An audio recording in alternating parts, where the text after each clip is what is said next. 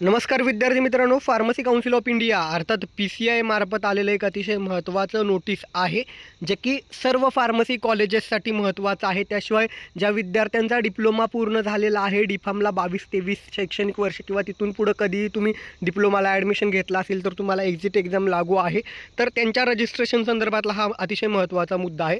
सर्व कॉलेजेससाठी जे काही PCIचे या ठिकाणी रजिस्टर कम सेक्रेटरी आहेत, तर त्यांच्या वतीनं हे नोटीस आहे। यामध्ये सांगितलेलं काय आहे की 2022-23 आणि तिथून पुढं जर कोणी या ठिकाणी डिप्लोमाला ॲडमिशन घेतले आणि ते आता पासआउट झालेत, तर ते या ठिकाणी स्टेट फार्मसी काउन्सिलकडे फार्मसिस्ट म्हणून रजिस्ट्रेशन करू शकतात। मात्र एक्झिट एक्झाम या बॅचला लागू झाली, जी की अद्याप एक्झिट एक्झाम कंडक्ट करण्यात आलेली नाही आहे आणि जोपर्यंत ती एक्झिट एक्झाम होत नाही आहे तोपर्यंत या विद्यार्थ्यांना फार्मसिस्ट म्हणून रजिस्ट्रेशन द्यावं असं यांनी सर्व स्टेट फार्मसी काउन्सिलला सांगण्यात आलेलं आहे। दरम्यान यापूर्वीच मी सांगितलेलं आहे की एक्झिट एक्झाम ज्या बॅचला लागू आहे त्यांना या ठिकाणी स्टेट फार्मसी काउन्सिलकडे रजिस्ट्रेशन करताना एक ॲफिडेविट द्यावं लागतं की ज्यामध्ये त्यांना तो उल्लेख करावा लागतो की आम्हाला एक्झिट एक्झाम लागू आहे आणि जोपर्यंत एक्झिट एक्झाम होत नाही आहे तोपर्यंत त्यांना हे रजिस्ट्रेशन मिळणार आहे। अर्थात या ठिकाणी काही मुद्दे स्पष्ट होणं गरजेचं आहे, जसं की काही जणांनी यापूर्वी रजिस्ट्रेशन केलेलं आहे एक्झिट एक्झाम होईपर्यंत आणि त्यांचं आता 31 डिसेंबर 2025पर्यंत व्हॅलिडिटी आहे। मग अशा विद्यार्थ्यांनी काय करायचं, तर जितकं मला माहिती आहे त्यानुसार हे विद्यार्थी आता काय करू शकतात, पुन्हा एकदा रिन्यू करू शकतात आणि जोपर्यंत एक्झिट एक्झाम होत नाही तोपर्यंत त्यांना ती व्हॅलिडिटी पुढे वाढवली जाईल।